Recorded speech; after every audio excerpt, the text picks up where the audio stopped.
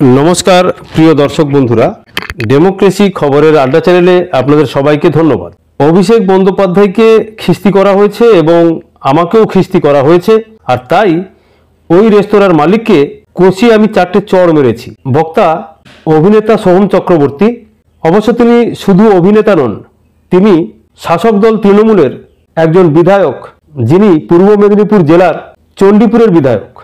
रेस्तोरार मालिकके चड़ मेरेছেন এই তৃণমূল বিধায়ক সোহম চক্রবর্তী।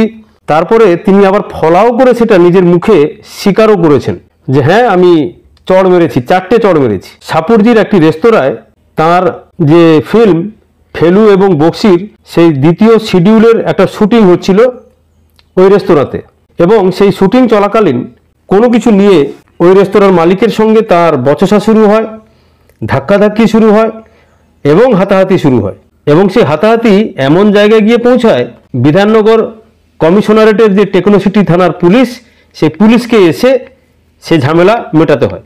এবং তার থেকেও বড় কথা যে পুলিশ কেমন এনকোয়ারি করেছে জানা নেই, সেই পুলিশ আবার রেস্তোরাঁর যে মালিক সেই মালিকের বিরুদ্ধেই এফআইআর করেছেন। ঘটনা কি ছিল, যে শুটিং হচ্ছিল সেই শুটিংয়ের জন্য অভিনেতা এবং বিধায়কের গাড়ি এবং শুটিংয়ের যে ইউনিট সেই ইউনিটের গাড়ি এসে এমনভাবে রেস্তোরাঁতে রাখা হয়েছিল যে সেখানে একটা পার্কিং প্রবলেম হচ্ছিল। সেই পার্কিং প্রবলেমটা মেটানোর জন্য সোহমের যে নিরাপত্তারক্ষী তাকে প্রথমে বলেন সাপুরজির ওই রেস্তোরাঁর মালিক, তিনি কথা না শোনাতে বা তাদের সঙ্গে কোনো কিছু একটা সমস্যা হতে দোতলায় শুটিং করছিলেন সোহম চক্রবর্তী, তিনি নেমে আসেন।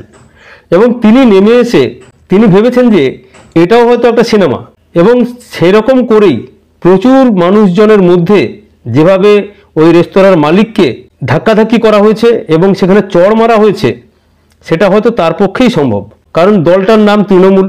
কারণ এই দলে দুর্নীতি আর এই দলে থাকা মানুষদের অর্থাৎ এমএলএ এমপিদের বিভিন্ন সময়ে কদর্য উক্তি, কদর্য ব্যবহার, বিভিন্ন কিছু আমরা দেখে অভ্যস্ত হয়েছি। কখনো শ্রীরামপুরের এমপি অর্থাৎ সাংসদ কল্যাণ ব্যানার্জি, তিনি কখনো স্টেজে বেসামাল হয়ে নাচছেন, তো কখনো সন্দেশখালী যখন জ্বলছে তখন সেখানকার এমপি নুসরত জাহান তিনি ছোট ছোট ড্রেস পরে কোথাও শুটিং করছেন। ফলে সেই দলটার একটা যে সাংস্কৃতিক যে বৈশিষ্ট্য থাকা দরকার সেই বৈশিষ্ট্যটা সোহমের থেকেও আশা করাটা উচিত নয়। যদিও সোহম তিনি কি বলেছেন যে তার উদ্দেশ্যে ওই রেস্তোরাঁর মালিক কদর্য ভাষা ব্যবহার করেছে, আর ওই মালিকের নাম আলম। সেই কদর্য ভাষা এবং কদর্য ভাষার পাশাপাশি তার নেতা অর্থাৎ ওই বিধায়কের নেতা অভিষেক ব্যানার্জিকে গালাগালি করেছেন ওই মালিক। ফলে তিনি বলেছেন যে আমিও তো একজন মানুষ, ফলে আমার নেতাকে ধরে গালাগালি করবে, আমি সেটা হজম করে নেব, এটা হয়নি, আর তাই আমি তাকে চারটে চড় কষিয়ে দিয়েছি।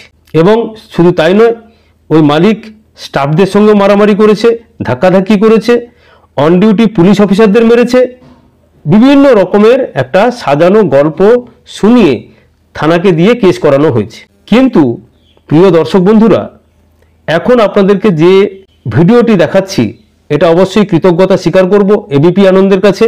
যে সিসিটিভি ফুটেজটা পাওয়া গেছে সেই সিসিটিভি ফুটেজে আপনারা দেখুন নিজের চোখে যে একজন বিধায়ক, একজন অভিনেতা, অভিনেতার কথা ছাড়ুন সেটা তার পেশা, কিন্তু একজন বিধায়ক যিনি জনপ্রতিনিধি, পূর্ব মেদিনীপুর জেলার চণ্ডীপুরের জনপ্রতিনিধি একজন বিধায়ক, তার এই কীর্তি, তিনি লাথি মারছেন একজন রেস্তোরাঁর মালিককে। হয়তো ওই রেস্তোরাঁর মালিক, হয়তো না, অবশ্যই তার বয়স দেখে মনে হচ্ছে যে তিনি সোহমের থেকেও যথেষ্ট সিনিয়র, বয়সের দিক থেকে সিনিয়র। যাই ঘটনা ঘটুক, তিনি একজন দায়িত্ববান এমএলএ, ফলে তার উচিত ছিল প্রথমেই বিষয়টি জেনে থানায় জানানো। কিন্তু তিনি যেভাবে আইন হাতে তুলে নিলেন, তিনি যেভাবে তাকে লাথি মারছেন, তিনি যেভাবে তার কলার ধরে টানছেন, ফলে এই সমাজে এদের এই ধরনের নেতা এবং অভিনেতার কি ধরনের প্রতিদান থাকবে এই সমাজে। সোহম তার গায়ে হাত তুলেছে, রেস্তোরাঁর মালিক সোহমের নামেই কিন্তু উল্টে দাদাগিরির অভিযোগ করেছেন, যে তিনি বলেছেন যে তৃণমূল বিধায়ক তাকে লাথি পর্যন্ত মেরেছেন, কিন্তু তিনি যখন বলেন তখন তার এই কথাটাকে কেউ স্বীকার করেননি, অবিশ্বাস করেছেন। এবং যখন এই সিসিটিভি ফুটেজটা লিক করা হলো তখন পরিষ্কার দেখতে পাচ্ছি আমরা যে সোহমই কিন্তু প্রথম তাকে ধাক্কা দিয়ে ঠেলে ফেলেছে এবং তাকে লাথি মারছে এবং তাকে আবার কলার ধরে টেনেও নিয়ে যাচ্ছে। এই পরিস্থিতি নিয়ে যখন চারিদিকে জলঘোলা হচ্ছে, তখন যখন সোহমের কাছে আবার জানতে চাওয়া হলো, তখন কিন্তু আর তিনি এই ব্যাপারে একদম স্ট্রিক্টলি নট। প্রিয় দর্শক বন্ধুরা, এই ধরনের এমএলএ জনপ্রতিনিধি তারা যদি এই ধরনের কাজ করেন, তাহলে পরিস্থিতি কোন দিকে যাবে সেটা অবশ্যই আমরা অনুমান করতে পারছি। অবশ্যই খবরের সঙ্গে থাকবেন, ভালো থাকবেন, আর ভালো লাগলে চ্যানেলটিকে লাইক, সাবস্ক্রাইব, কমেন্ট করবেন। ধন্যবাদ, নমস্কার।